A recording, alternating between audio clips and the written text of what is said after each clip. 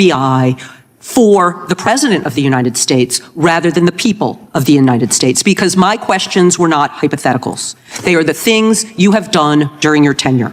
And according to a lawsuit filed last week by long-term FBI agents, you fired former Acting Director Brian Driscoll. He had served with the Bureau for nearly 20 years, earned a Medal of Honor, Medal of Valor for bravery during the dangerous ISIS raid, and had a wealth of crisis response experience and led the FBI's critical incident response group. When the Trump administrations interviewed Mr. Driscoll for that role, they interrogated him about his political leanings and who he voted for in the last 5 elections. Questions. A tense moment unfolded on Capitol Hill as North Carolina Congresswoman Deborah Ross confronted FBI Director Kash Patel with his own words, and then backed them up with documented cases that cut to the heart of one of the most serious accusations any FBI director can face: the politicization of federal law enforcement. If you want clear, fact-driven breakdowns of congressional moments like this and why they matter for democracy, take a moment to subscribe so you do not miss what comes next. I'm going a little out of order here because I'm going to pursue some of the things that you were just talking to Mr. Fry about and remind you about your confirmation hearing. At your confirmation hearing in January, you said under oath, and I quote, "There will be no politicization at the FBI. There will be no retributive actions taken by the FBI should I be confirmed." And in your written response to the Senate questionnaire, you said, I quote, "Personnel decisions shall be based on performance and adherence to the law, and every FBI employee will be held to the absolute same standard, and no one will be terminated for case assignments." So I want to just go through a couple scenarios with you to get a sense of whether you think these are examples of politicization of the FBI or making decisions based on the performance and adherence to the law. So, first question. Would hiring FBI agents, analysts, and supervisors from only one political party being politicization of the FBI or making personnel decisions based on performance and adherence to the law? We don't ask FBI people, applicants, where their political parties are. Mr. Patel, do you ask FBI applicants who they voted for? The FBI does not. Are you aware that in the lawsuit that Mr. Driscoll filed against you and the FBI, he was asked who he voted for? Since that lawsuit has been filed, that's ongoing litigation, I'm not able to comment. Well, but it also means that you just said that what happened in his situation didn't happen. So we will go on to the next question. Let me ask you an even easier one. Does firing agents for working on the cases that they were assigned to and that the president didn't like, is that politicization of the FBI or making personnel decisions based on performance and adherence to the law? The FBI doesn't terminate anyone based on case assignments alone. Has the FBI ever been sued by somebody who felt that they were terminated based on case assignments? In the entire history of the FBI, I'm sure they have. No, since your tenure. I'm sure there's ongoing litigation. Yes. In fact, there is ongoing litigation. And in fact, people have been asked who they voted for.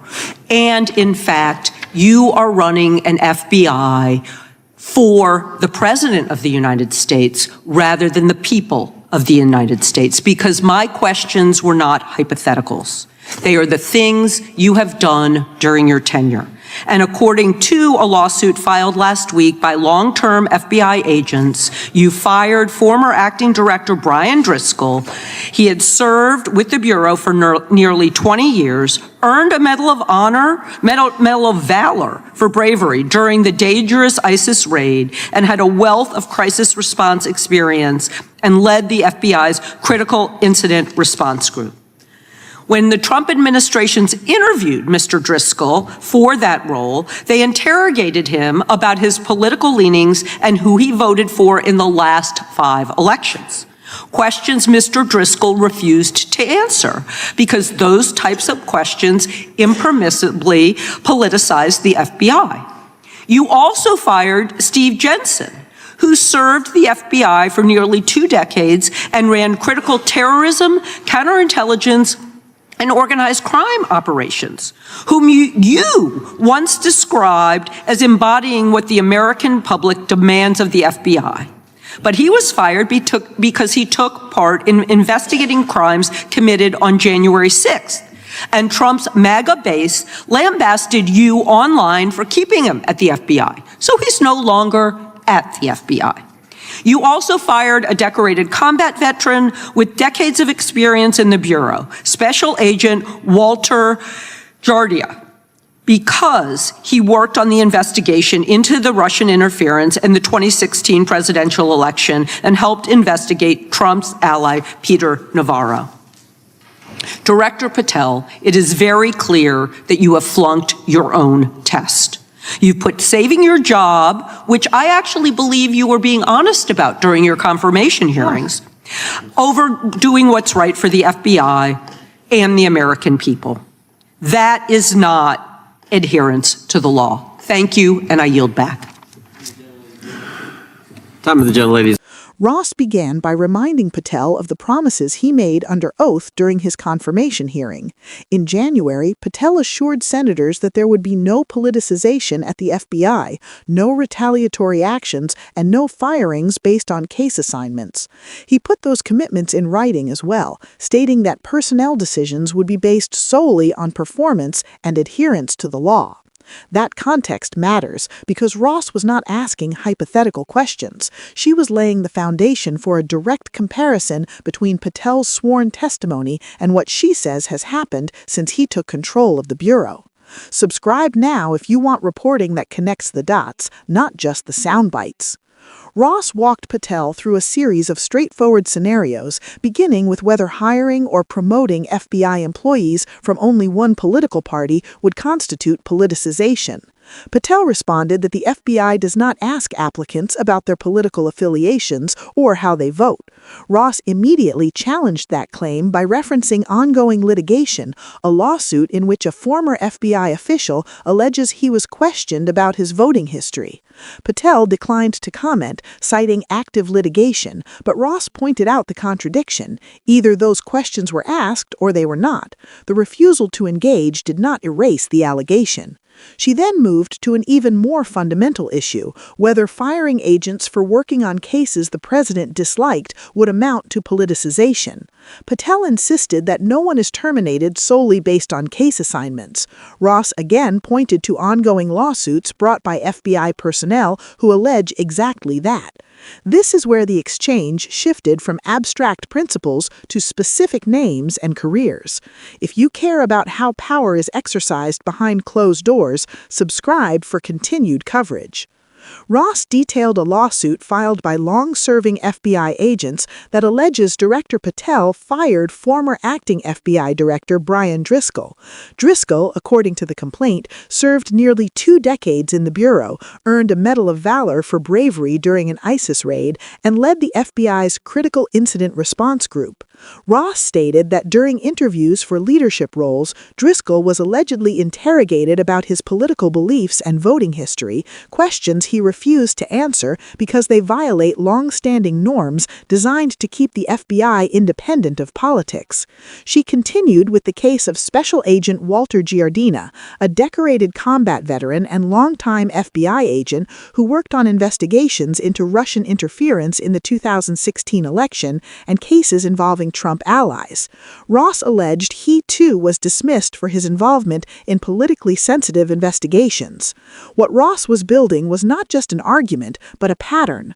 The suggestion was that agents tied to investigations unfavorable to the president were systematically removed, despite prior assurances that such actions would never occur. Subscribe if you want deeper explanations of why these institutional norms matter. The FBI's credibility depends on its insulation from political pressure. Agents are expected to follow evidence wherever it leads, regardless of who is implicated.